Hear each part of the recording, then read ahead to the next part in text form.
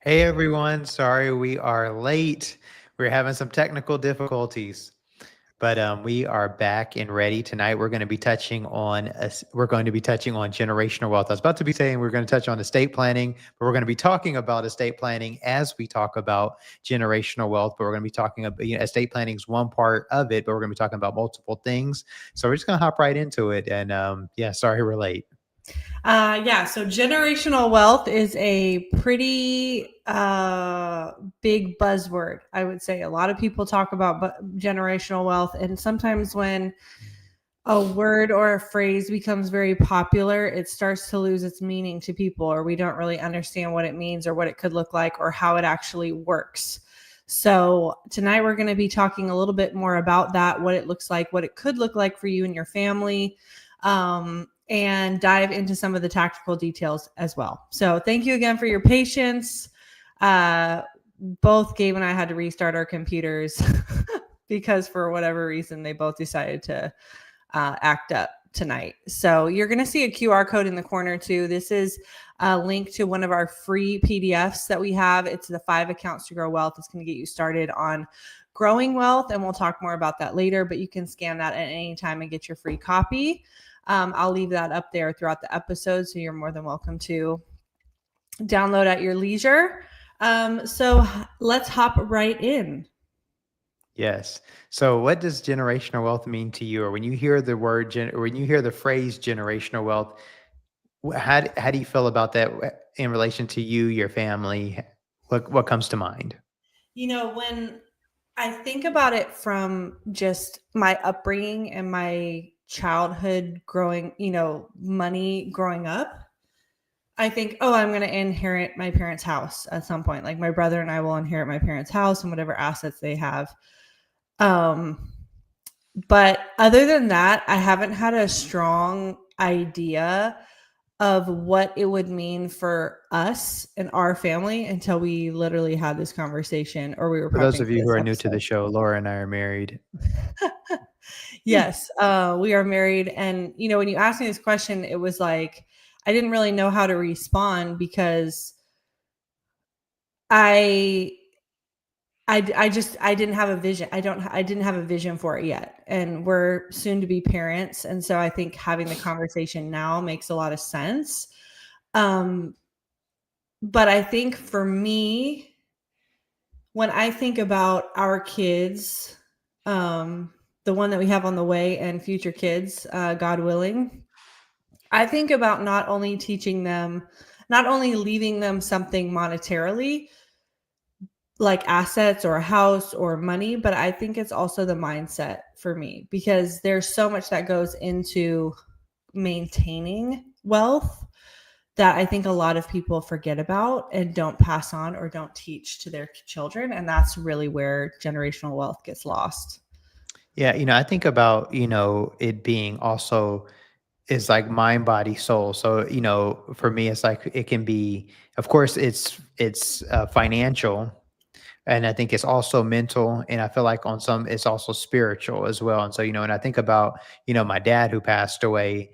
Um, One of the things I think about the generational wealth that I received from him from a spiritual perspective is just like I remember us going to church very regularly and him being, he was up on Sunday morning cooking, making breakfast for the family. And I remember I would ride to church with him sometimes because sometimes he would go to one service, my mom would go to another service or maybe second service. And we would be walking and he'd say, I'm glad when they said, well, he would say the scripture, I'm glad when they said unto me, let us go into the house of the Lord. Like he would always be saying that walking through the parking lot, coming from the car. And I know that, he was a pillar in the church that we grew up in, serving as a porter and just, being on it. And so when I think about that, I'm like, I feel like that just having that picture of him makes me think, it's also passed on to my generation of me being in the church. And it makes me think of how seeing him in the church, I want to make sure that I'm there passing that on to my children. So from a spiritual perspective, I like that idea of passing on to children. From a financial perspective, I agree exactly with what you said. I think about the knowledge, like, it's so important, like, the things that we've learned that we teach other people here at Steadyworth, that our children don't just receive money, but they also have the knowledge to know what to do with it, Mhm. and that they also have the understanding that in us working to build generational wealth, that they also need to pass this knowledge down to their children. So it's not just money, but it's knowledge that they have to pass it down as well. And so, I think of that, and I also think from a physical perspective. Once again, going back to my dad, he raised me up going into the gym, working out. He was very physically active, playing tennis and different things.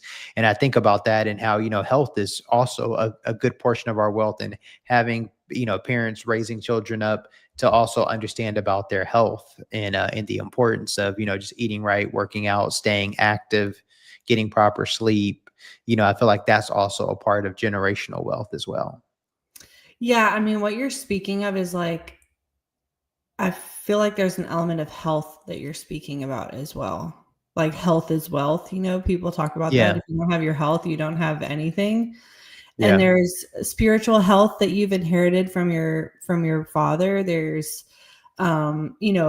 physical health. There's financial health. You can inherit all sorts of things from the previous generation, mindsets. And so it's important to think about it more holistically beyond just financial health, even though today we're going to be talking specifically about how to pass on financial wealth. Right. So yeah, so this is a wrapping of those two things that we our different thoughts of what we think about. And just to be clear for those watching, listening, Laura and I both came up from just regular backgrounds, and so it's not like anything that we will inherit or have inherited is would change financial status for us in any way. So, but our goal is to make sure that we leave the next generation actually more than what we have received from the previous generation. And so, we're working to just define exactly what that is and looks like for us, as we have a child on the way, and then also just in working to accumulate that. And so we're just sharing some of that as we get into this conversation and guide through it.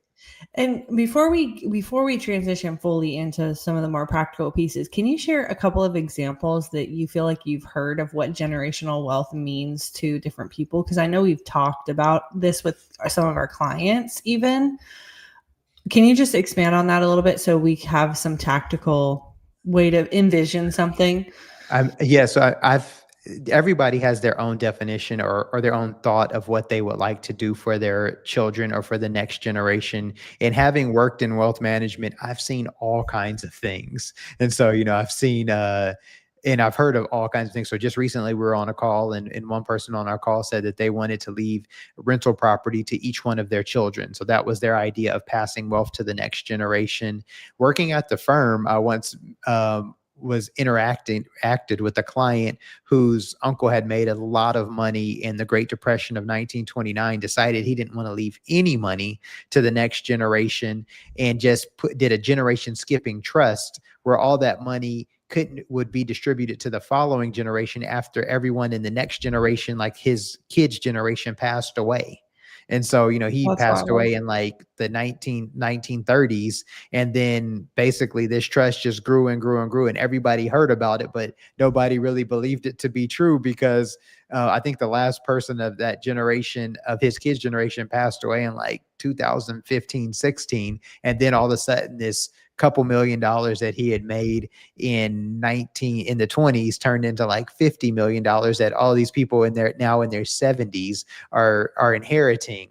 And so so imagine, like, I think it was like 8 people or so splitting up $50 million or something like that. And then it was like, we've lived kind of just regular lives all of our life, and now we're in retirement age, social security age, and I have more money than what I know what to do with and I've ever seen in my life. And so Wild. that's another person's thought of generation, of just leaving money. And so yeah, I mean, we've seen other people's have thoughts of generational wealth, of passing down companies and leaving a company to the next generation. And so there's just so many ways of thinking about it, doing it, that there's no right or wrong, but it's Yeah. very important to have a plan, which is what we'll continue to talk through in the conversation. Yeah. Okay. So what are some actual steps someone would need to take to build wealth in the first place. And this is kind of our bread and butter. Yes. And so I would say from our, what we guess the freedom flywheel, the financial Yeah. freedom flywheel that we have, we talk about 3 steps, and it's accumulate, manage, and grow. So needing to accumulate money, needing to manage that money so that you have some left over to invest, and needing to invest that money so it can grow. And this flywheel just, it works in perpetual. So as you're growing money, you're accumulating more, you're managing more, and you're growing more. And I would say that is the real basis to creating wealth, to having some left over. Just because if so many times people can get caught in that accumulation phase, and then it's just they're accumulating a lot of money, and it's just money in, money out, none really left over that's being grown. And as once again, it's like, we can't pass our salary for work that we're doing to the next generation. We literally have to pass them assets. And so it's like, whatever money I make in a year and I'm spending, I can't, if I'm no longer here, I can't pass that to our children. I have to, have assets that are doing their thing and pass those to the child. Yeah. And so you're kind of highlighting on the importance of investing and making sure that your money is making money. Yes, absolutely. And so I think we've said this over the last couple weeks, but something that we're just going to continue to hone down on is that rich people make a lot of money every day and every year from the work that they do. Wealthy people make a lot of money every day and every year from the work that their money does. And so getting your money to work for you in the form of assets, and that could be stocks, investing in the stock market, that could be money you've invested into a private business that's growing, that could be money you have parked in real estate and it's growing, but having your money making money is really where wealth is made. And this is what we're talking about right now, is the actual concept of building wealth, right? And so it's like you're accumulating. I'm just going to kind of recap the financial freedom flywheel. So accumulation is basically stage 1. Like when you start your career, you're working to accumulate money at a very simple level. Like you're exchanging your time for money. Then you're managing that money, paying your bills, putting it in, saving it, putting it in investments, trying to keep debt down. And then when you're investing it, that's actually growing your money, which is helping you accumulate more. Right. Right. So that's kind of like the idea of what it looks like to actually build wealth. Like those are the 3 components. You need to be making money, managing your money, and growing your money. Yes. So there is no wealth to pass on. Right. There are no assets to move forward with. Right. Absolutely. Because after a while, if you just are making money, even if it's just sitting there in cash, and we won't go deep down this train, but we've talked about this in the previous episodes that we've just touched on investing, is that cash over time loses buying power. And so just even in the example that I mentioned about the person with the generation skipping trust, when I was working at the firm, he had made a couple $1 million back in the 20s. But imagine if he had to just park that in just a regular account that wasn't invested, and it just sat there from 1930 something, whenever he passed away, to 2015. I mean, a couple $1 million in the 30s bought you one level of things, but imagine a couple $1 million in 2015. I mean, that's, it's a lot. Don't get me wrong. It's more than what I have or what we have, but it's not, it's not that much. And so by him putting that money to work, all of a sudden that couple $1 million over the course of several years turned into 50 million. And so if that couple $1 million would have lost a tremendous amount of buying power. Right. Absolutely. And yeah, 50 million, the 30s, $1 to $2 million was what 50 million is today, basically. Yeah, well, I mean, I think 50 million is a little bit more, but I was trying. I'd have to run the calculation, but even it was growing. Yeah, it's a lot. But I was even hearing. I forget. I was listening to this one podcast. It was Michael Saylor, who's a big Bitcoin person, and he owns a company called MicroStrategy, and he has a house in Miami Beach on Pine Tree. And I think he said he somehow got the original deed of the person who bought the land or back in like 1930, or built the house, and I think back then it was, I want to say $100,000 or something like that, or 30,000. He was like, now I've paid, he paid, I don't know, 20 something million for this place. And so it's just like, imagine that person having that $100,000 and just parked in a bank, not doing anything. It's lost all of its value. Whereas, now when he bought the house, or whatever year he bought it, that house is now worth 20 million. So it's like, did the property go up in value, or did the money get weaker and lose buying power? Yeah. We So won't we'd go have into to that. We won't go into that debate tonight, but that's the totally. thought process behind it. So kind of moving into this idea of protecting wealth. So the first section was really about building wealth. This second one is about protecting wealth. So why do you feel like so many families skip estate planning, even when they have assets? I mean, it seems like that so many people, estate planning is one, recognizing that you're going to pass away at some point, and then talking about what you want to do with your assets with the next generation. I mean, when we're talking about from a generational wealth perspective, there's also parts of estate planning that talk about, how you would like to be handled in the event that you're incapacitated and things like that, with healthcare directives and different things. But I think a lot of times it is sometimes hard for people to come to the grips of their own, that one day they won't be here on earth. And I think also there is a generation of estate planning really should be something that's taught in schools, and it's not. I mean, just from a base level. So I think there's also a generation who just doesn't know, that just doesn't know what to do, or that they need a will, a trust, or the different documents that are there. And so one, if you don't know what's going on, how can you be equipped unless you actually spend some time doing your own financial education, or you have somebody who comes along and says, hey, you've accumulated some assets, or you have some assets. This is something that you should be doing. Yeah. And I think also, I'm curious how many people think that they don't need one because they're not, quote unquote, making a lot of money or have a lot of assets. Yeah. Once I have $1 million, I'll get an estate plan, or once I have $2 million, I'll get an estate plan. I think that there's a lot of people who think that too, or that's one thing. But an estate plan is just anything that you own, and so you can. And some of the things that you're able to set up are very simple, like just on any bank account, whether it has $3, $5, $1,000, $100,000. You can put on what they call like a POD, which stands for paid on death, which allows it to be transferred directly to your beneficiary, whoever you would want it to. And you can even split that up amongst percentages. So you could leave it to 10 people and have everybody get 10% of it. And so, if you don't have proper estate planning documents, all of these, whatever accounts have a proper estate planning documents, these things go into probate. And it doesn't matter if there's $3 in it, or if there's 3,000 or 300 or 3 million. And so, and can you just briefly explain probate?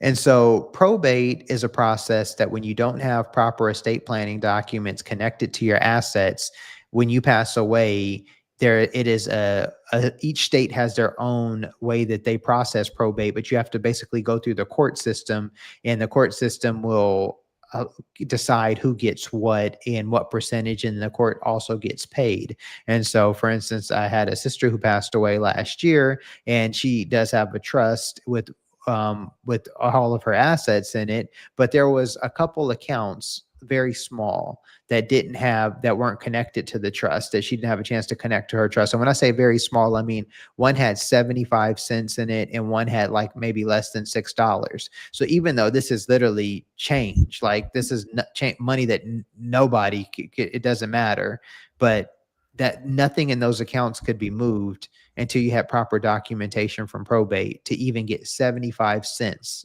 out of an account. That's crazy. And when you are going through, the process of just administering an estate, and you have even something small like that's not in there, you still have to go through the court process to even get the proper documentation, because the bank can't just say, oh yeah, this is nothing, let me just send it on over to you. You still have to go get the proper documentation to do it. And so it's so very important to make sure you have that documentation. Well, and the cost is pretty high Yes, for the absolutely. people who are trying to sort it out Right, afterwards. because when you're going through the probate process, a lot of times you wanna get an attorney involved to make sure you're doing the right things, and, a probate attorney can cost all kinds of amounts, and then, and nothing happens quickly in probate, of course, as well, and so it can be a drawn out process, and then each state has ways that they get fees out of it because you're going through the court process, and each state is different for, their probate fees, and so, yeah, it can be a quite expensive process, especially if you have real estate in there, and then if you have large accounts with stocks and bonds and different types of investment assets. It can be quite costly to someone's estate and for passing on generational wealth. And when you think about things that you want to leave to the next generation, I mean, you want to leave that to your family, not to the government. Yeah. I think it's it's really misunderstood. I don't think it's one of those financial topics that's very overwhelming for people, I think. Because not only do you have to like really think about end of life, you also have to think about what you would want to do. And I feel like that in and of itself is a hard conversation, right? But there's also this kind of complexity of not even understanding what would happen. And each state is so different. And if you have kids, young kids, like all of that stuff is really important to iron out, because even if you don't have much, that this is the estate planning is the key to passing on generational wealth. This is how you do it. Yeah, it is the vehicle, and so Yes. yeah, it is the vehicle for how the money gets to the next generation, and so because it's like without this vehicle of you making your own estate plan, the money makes a stop that you don't want it to stop at, and when it makes that stop, which is probate, a good portion of it's going to get off the vehicle before it Right. gets to the next place, which is Right. where you wanted it to go, which is to the next generation. And no one wants their money making a stop in probate court and having it take a good portion of it off the board before it gets to the next generation. And so it's so important to just understand about this. And the thing is, like I said, there's easy ways that someone could just start putting these things into play. If you think about like a retirement account at your job, you can put a beneficiary on a retirement account at your job, or if you just have a regular IRA or brokerage account at a place like Charles Schwab or Fidelity or Robinhood, they have beneficiaries you can set up on those types of accounts. You can set up multiple beneficiaries on those types of accounts, like I mentioned before. Bank accounts, you can do the same thing. You can even, I've heard of somebody putting a beneficiary on a property deed. I have not seen that happen. I haven't. I'm not an expert in that way. I've mainly heard about properties passing through trust, but somebody was mentioning that they could do that. That sounded a bit risky to me. I'm like, I'd rather have that property in a trust, but I don't know enough to speak on putting a Yeah. beneficiary on there. And I'm not talking about joint rights to survivalship, like, because that is also a designation that people can pay. Like, say, like if two people own it, but it's not a community property, or like, let's say a brother and a sister own it, which also wouldn't be community property. They could have the deed title, what they call joint rights to survivorship. So that means that if one of them passes away, the other one has the right to that person's portion. Oh, interesting. So it's like if a parent were to leave their house to their kids and the kids kept it, Yeah. and if And one so of the kids passed away, that it would just continue to stay in the family. There wouldn't be a need to kind of rework anything. yeah, but once again, that's why it's really important to talk to an estate planning attorney, and even can maybe possibly even getting a tax person involved, because when you do that, if the person hasn't paid towards it, it then can be constituted as a gift, and there can be some tax ramifications. They Ah, also wouldn't get the step up in cost basis if it's a gift prior to death, and different things like that. And so yes, you want to go. There's different things. So getting it to the next generation is one part. Also, getting it to the next generation in a tax efficient manner is the other part. And so, just because you can do joint rights to survivorship or add somebody's name to a deed, that may not necessarily be the correct thing. Because I mean, Right. imagine someone adding their, imagine somebody adding that person to a deed, and they inherited an apartment building like in 1990 or something. Let's say the apartment building is worth $500,000, and then but that person who bought it before bought it at 100,000 or just something lower, and then several years down the line they go to sell it, they have to sell it likely at the same cost basis as the other person, because they don't you get the step up in basis, the step up to current market value when you inherit it at the time of somebody's death. It's my understanding that you do not get that step up when if that person gives it to you while they're still alive. I'm 100% sure. And so having that tax ramification can cause an issue as well. We may need to dive deeper on that topic because what you just said had a lot of juice in it. And I feel like would it be a good Was idea to that dive clear deep? on how I said it, or should I say it a Well, different there's way? a lot of different things that you're saying that I think for like a normal person, like non-finance brain, it's hard to keep up, right? And so it's not that Sure. you're not saying it simply, but I think the idea of cost basis, how that works, how that impacts tax planning, how that impacts people buying things at different times. I feel like I don't know that it's worth going down that all of that in this, but if there's a simpler way to I think I say have a that, simpler way of that saying would it. be I'm just going to great. use a real way example. So, my sister who passed away last year, bought a condo in Charlotte, North Carolina in 2017, I believe, and she paid $200,000 for the condo. Okay. So, $200,000 is what she paid.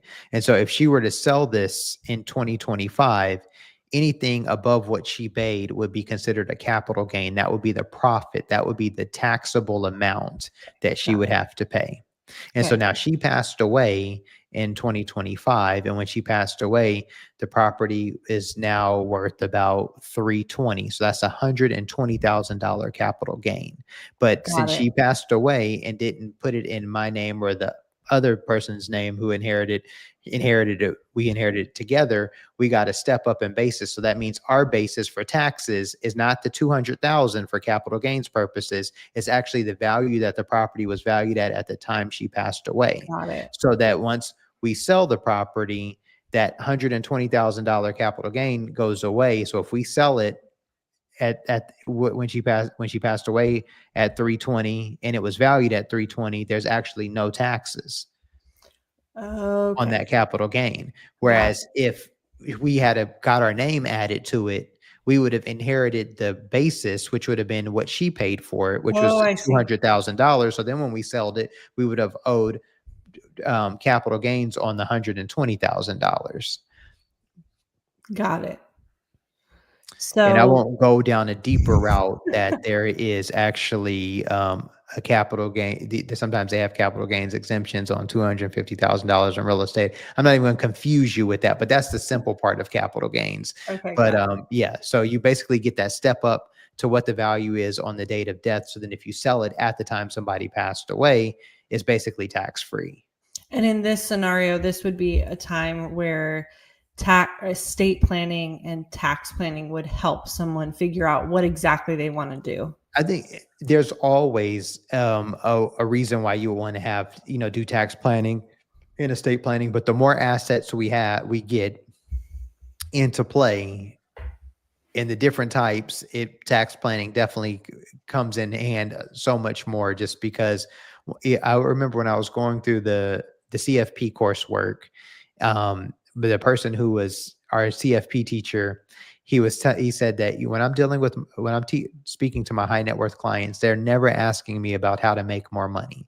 He said they're already confident on how to make money. They're doing very great with making tons of money. They're constantly asking me, how can I pay less in taxes, and how can I make sure I'm getting my money to the next generation in a tax efficient manner? And so that's one of the biggest things, is that after you've made the money, people are always trying to figure out, how can I pay less taxes? How can I retain more money? And how can I get it to the next generation in a tax efficient manner? Yeah. So solving a different problem. Absolutely. Got it. Okay. So, Sounds like we may need to dive deeper on that Yeah, and we need to have society. like a whole one on just estate planning, just because I mean, when you're talking about estate planning, there's just so much you can talk about. I often sometimes I think that at some point I want to go to law school. I don't know that I'll have the time or just even the mental energy for that. But I feel like as I look at all of the different areas of practice, I'd probably be interested in estate planning just because there's so many nuances to it. I just really appreciate it.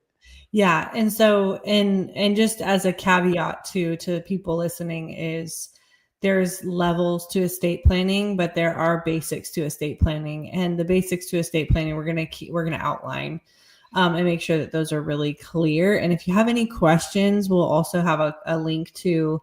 I mean, feel free to leave a comment here. We'll answer that way, but you could also send us an email at hello@steadyworth.com. You could also schedule some time with us. I'll drop a calendar link in the description box below. So if you want to, ask a question, you feel free to book some time with us too. So just Yes. pausing there. Anything else you want to say? No, I think that's it. We mention about the challenge as well? This come The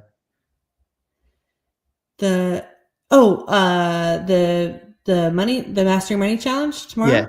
Yeah. So also another announcement. We are running our Master Your Money Challenge tomorrow through Wednesday at 7 p.m. Eastern. And we are going to basically help you set a vision for your life, for your goals, for your money. We're going to help you assess and retool and rewire any money beliefs that are holding you back. And then last but not least, we're going to set you up with, on day 3, we're going to set you up with a financial plan and an action plan that's going to help you accelerate your money goals in the next 90 days. In the next 90 days. So if you're interested in that, I will also leave a link so that you can sign up for that as well and get all the details as soon as possible. So those are some announcements that we have. So we're kind of closing on this section around protecting. So now I want to talk a little bit about teaching wealth. So financial education. This is where we are really passionate. Both you and I, we want to educate the next generation about this type, about money stuff, and just making people feel equipped and empowered, teaching people how to fish versus just doing it for them. Yes, and this is one is just, I mean, all of these pieces are so important, but this is one of those ones that, because I think when I think of generational wealth, I think of it as plural, and maybe the plural of it is multi-generational wealth. But if we are not empowering the next generation and teaching them about what to do, then they'll just think it's normal. They won't understand the importance of investing, growing their money, and making sure that the next generation also has it. Yeah. So like we said at the beginning, teaching your kids about money and how to accumulate, manage, grow, and protect their money is a really important part of passing on generational wealth and keeping generational wealth passing down. And so why do 70% of families lose their wealth by the second generation? And so there's a famous quote, and I don't know where it came from, and it's that it takes one generation to make it, one generation to maintain it, and the third generation blows it. So first generation makes it, second generation maintains it, third generation blows it. And I think that's because the third generation is separated from the first generation by a generation. And so they're also separated from just the mindset of what it took to generate it. And so that's why it's very important to educate the third generation, because they just see it as normal. Yeah. Just like what I was just mentioning. And so if they don't understand, and I think it's also making sure you're educating people about how to think about money, because the world will also tell you how to think about money, or just society will tell us how to think about money. And so people who are thinking about money from a generational wealth perspective, they're thinking, hey, I don't want to be constantly working for money. I want to get my money working for me. They're also thinking about how, wealth is through ideas. Like I have this book over my shoulder right here, Think and Grow Rich. They're thinking about how can they make money from ideas, and it's not just how can they make money from doing labor. And so I think that that's really important to make sure you're passing to multiple generations, showing them how money works. And so then that's how, if everyone who was passing on wealth to the next generation was doing that, I think we would even see more generational wealth. But it's rare that we see a ton of wealth go from generation to generation. Also, as wealth passes through generations, the government, and we'll touch on this when we talk about estate planning, but they have a certain amount of money that they allow you to die with tax free. And so once again, you have to be get it very into your estate planning, or they start to tax the money that we're talking about. People who have a lot of money, like they start to tax generational wealth about 40%. There's like a 40% tax before it gets passed to the next generation. And so that's one of those things is where, people who are inheriting money have to be really on their estate plan and know what's going on, because if you're not really putting time into this and all of a sudden, you're working on trying to send $100 million to the next generation, you actually can't send $100 to the next $1 million to the generation tax free without doing some actual deep level estate planning. And then that has to happen every time a generation passes, or eventually the government will get their hands in on some. Yeah. And so it sounds like there's like a little bit of separation, but there's also not knowledge being passed down from generation to generation, and different generations are dealing with different levels of problems. So the first generation is like, okay, how can I make all of this money and pass it down? The second generation is like, okay, I know that my parents worked really hard to make this, so I need to maintain it. And then the next generation doesn't really see it, or doesn't get educated around it, or isn't. Yeah, that's what you're saying. Yeah, that sounds about the correct summary. I haven't read this book in a long time, but I once read this book. It had to have been like 15 years ago, and it's called The Millionaire Next Door. And it was talking about people making money, and how a lot of these millionaires, some of them were, either grew up poor or were from another country. So just their work ethic towards what they were doing, their work ethic towards saving was just different. Whereas you have another generation that comes and now they didn't grow up poor. So their work ethic, and they didn't come from another country that was, and they just started off well off. And so they might have taken some of their creature comforts for granted and maybe didn't inherit that same work ethic. It wasn't passed down to the next generation. Also, that same thrift, because, maybe they're just like, hey, I can spend money. It grows on trees, because they're just used to having it. And then you get to the next generation, and then it's a little bit worse because it's a little bit more spoiled and it's a little bit more, disconnected. And so, that's what tends to happen. And so that's just the importance of teaching as you go, and not forgetting to not losing the lessons from each generation as you continue to grow up. So this is the importance of talking about money in the home. I think you and I both had experiences growing up where you didn't really talk about it, or you knew based on the conversations, the decisions, the behaviors that were made by our parents, that we were not financially thriving.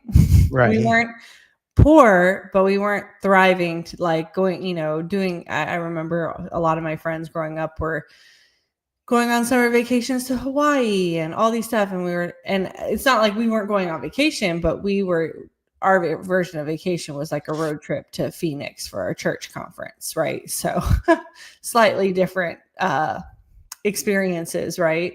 I loved the road trips. We had such a good time. I have so many good memories, but we didn't really talk about money. We didn't talk about how to invest. We talked about budgeting, but that was about it. So just like having the conversation in the house about mindset, about, different lessons, how you develop that wealth and how to maintain it in a way that will continue to pass down. And what you're talking about right now, even with your family growing up, even touches on the importance so much more of passing on, or making sure the education is passed on. So your mom passed on the importance of budgeting because that's what she knew. That's right. And so, your parents couldn't have a conversation about investing that because they didn't know either. And same thing at my house. It's like, we couldn't really have an investing conversation because they didn't know. And so it's like, it's hard for that generation to pass on something that they don't even have themselves. It's impossible.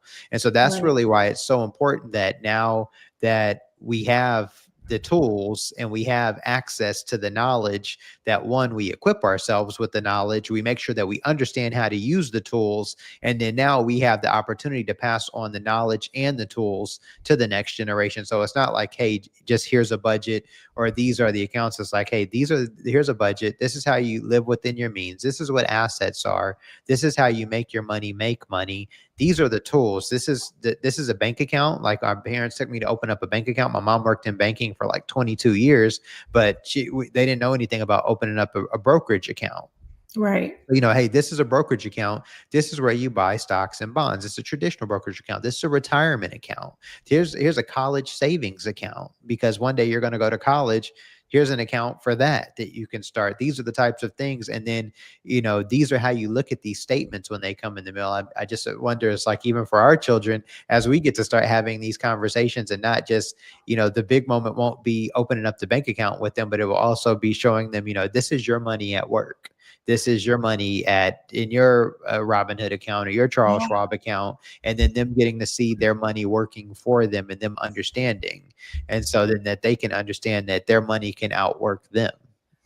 And one thing I'm thinking of as you're talking too is like, there's the knowledge piece, but there's also how your parents or how your grandparents felt about money, and how that translated to you, right? Like, my parents were scared of the stock market, are still slightly scared of the stock market.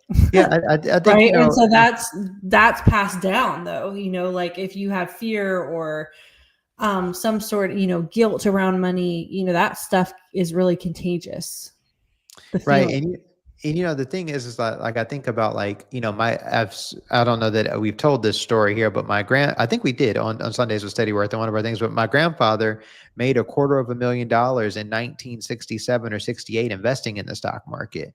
My mom wasn't very interested in investing in the stock market or learning. So, she wasn't able to, so he wasn't really able to pass on the knowledge to her. And then he passed away before I was able to meet him, when I was 5. And so I wasn't able to get that knowledge from him. And I've been interested in the stock market since a kid, and my mom telling me that story. And so now Interesting. Yeah. having to build up that knowledge on my own. But Yeah. I do think sometimes, and I'm like, I don't know, it's like they call this like controlling money from the grave, but we'll see what happens. But I'm like, I can see putting something into the trust provisions for our children or for grandchildren is like, hey, you have to read these books before you can get access to this money, or you have to do this before you can get access to this money. Just putting in different provisions, so it requires them to have to learn and to have to manage it in a certain way, just so they're not getting it and it ends up being more detriment than good. Yeah, because that can happen. I mean, what you're talking about too is, you were almost born with an innate curiosity around investing in the stock market. Obviously, not everyone is like that. Well, I think some of it possibly happened from, I mean, it could have happened from TV. I don't remember. I remember my mom telling me that story, and I don't know if I was watching a TV show or something. And then I'm like, this seems very interesting to me. And then it almost seemed like, hey, this is a magical place where you can make money. And it is a magical place where you can make money. It's also a magical place where you can lose money too, if you're doing the wrong things. But, right. But yeah, I'm like, I so wish that I could go back and have some conversations with my grandfather and go through the different things that he was looking at, reading, his investing mindset. I would have loved to have been able to have that conversation with him. Well, and I think this goes back to what we were saying at the beginning of the show, is like, you're not just passing down financial wealth, the knowledge, the insight, the wisdom you want to pass down as well. Right. So we're closing in on like kind of the final minutes, and I don't feel like we've touched on like the tactical pieces of what an estate plan actually is. So I want to touch on that really quick before we close out. I know we had some other questions, but I want to keep us on track. And so, I mean, an estate plan is so many things, but I mean, there's so many different parts of it. But uh, Simply. simply for what we're talking about tonight, and I'm not going to get into healthcare directives and power of attorneys, but simply what we're talking about tonight is an estate plan for just controlling assets, right, for the next generation, and just saying that you die peacefully and you don't need a power of attorney to take over your stuff for you. But we're talking about wills, trusts, having beneficiaries on your accounts.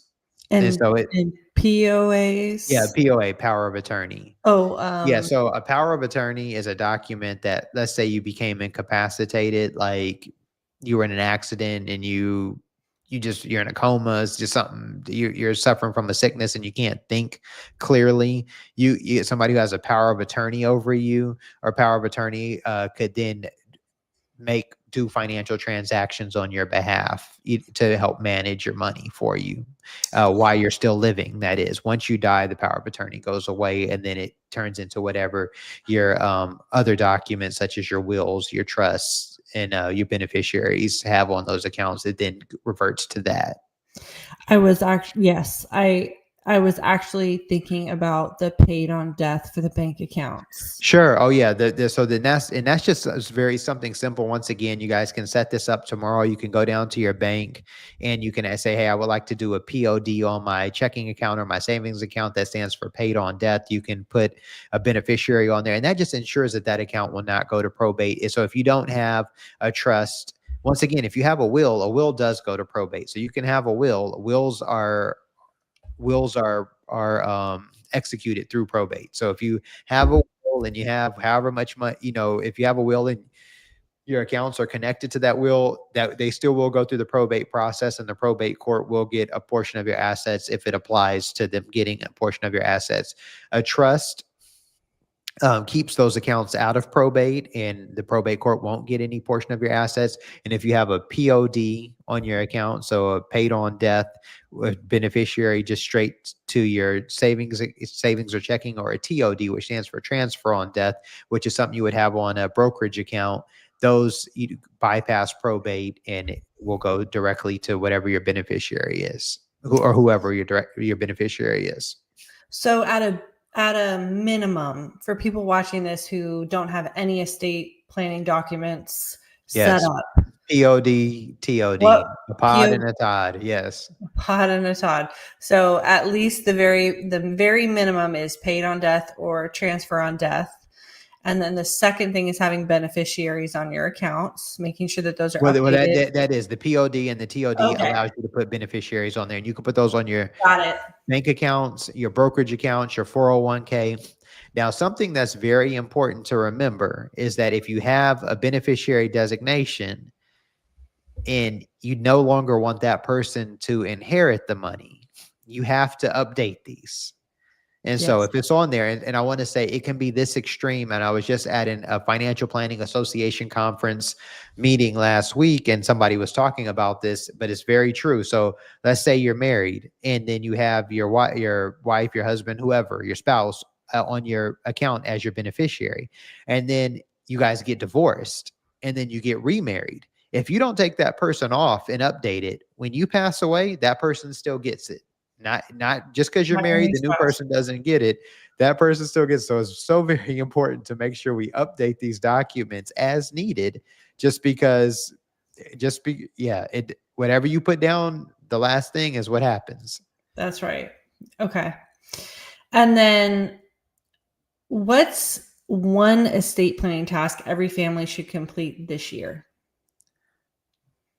Well, the low lying fruit would be the POD and the TOD. Just putting those on accounts.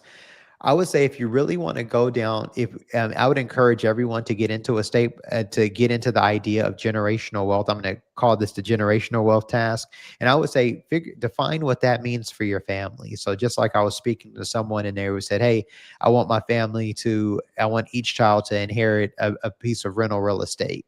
That's one way of it, but maybe it's a certain amount of money, and maybe you want to have it done through a brokerage account or a retirement account, I would say define what that is, get clear on it so that you can start working towards it. It's hard to work towards something that you're not clear on.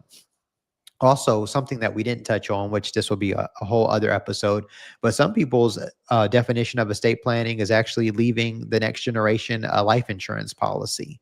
And so that can be, well, we didn't touch anything on life insurance, but that could also be a way that you leave the next generation some money as you buy a life insurance policy. And when you pass away, they inherit the policy. And life insurance policies, generally, if you're just paying, if you pay on it, and unless it's bought through a company, which I won't even go through that, but if you just buy that policy outright, the death benefit is tax free, and so that's one way of leaving a tax free death benefit to the next generation.